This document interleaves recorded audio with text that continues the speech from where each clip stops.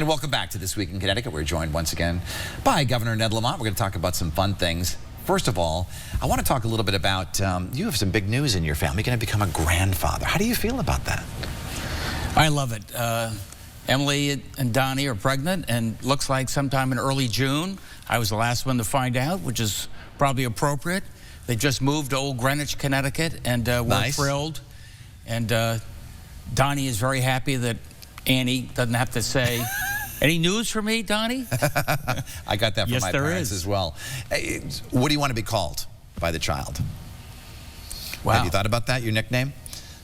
I guess Governor's sort of a mouthful, isn't it? Govy. How about Uncle Ned? Yeah, I can see a baby saying Govy or Grampy or something like that. Uncle Ned, that's okay. Yeah. Has Annie talked about what she wants to be called at all? Or? We're letting life go on. See what happens. Oh, okay. So there remains a stigma about cannabis, right? And people just don't publicly say, hey, we had some people over and we had some brownies and so forth. Do you ever see a day, because when you're out with Lieutenant Governor Bysewicz and Senators Blumenthal and Murphy, and if you're at a new winery, you might take a little sip of the wine or maybe a slice of pizza. Do you ever see yourself at a dispensary ribbon cutting, maybe all partaking in a cannabis-infused cookie or something?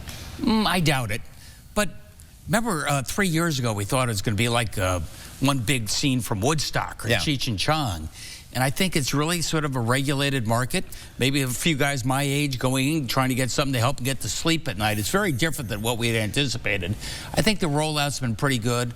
As I said before, we're trying to put the black market, the underground market, out of business. We're having some success there. Does it surprise you that it's so successful, that millions of dollars of this stuff is being sold in our state? Because some were skeptical that it would be successful. I'm not shocked. It's been sort of with us in the illegal market going back since when I was a teenager, to be blunt, so maybe earlier than that. So I think this is regulating what's been a reality for a while. So whenever I run into a viewer, many of them say to me, hey, next time you talk to the governor, ask him about the Hartford Whalers. So we talked about that last year when there was some interest by the Arizona Coyotes. They apparently will someday need a new home because they're not going to get one built there. Where does that stand right now?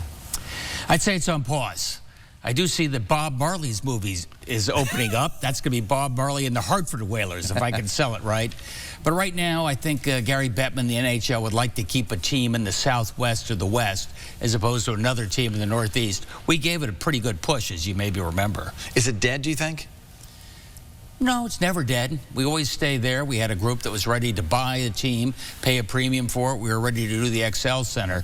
So they know we're ready to hit the ground running if they decide to go another way. Is it still ready to go, this group, should this happen? Yes. Could you call them and say, listen, I need you to buy a team and move them to Hartford? So that could happen. We could get that done. If President Biden were to be reelected and he called you up and he said, Governor, I would like to offer you a job in my cabinet or in my administration. What job would appeal to you to walk away from the job right now that you love? I got to tell you, I love being governor. I was an executive. I started a business. I've always done my own thing. And so the idea of working for somebody else down in Washington is not nearly as appealing to me as what I'm doing right now. So you would say no to the president? Well, you never say no to the president, but I'd probably express that point of view. But if there was a wish list, is there any job that said, I'd be good at that, or I could do that, or that would be okay? I'm not telling you to take it, but if it's offered. But you never say never. Governor Ned Lamont, always great to have you on the program. I'm trying to count the number of interviews I've done with you since you first came onto the political scene back in 2006. It's been a long time. It's been a long time. Yeah. Been a long time. We appreciate I love the opportunity. Thanks, We Dennis. appreciate your conversations. And when we come back, the mayors of two similar-sized cities.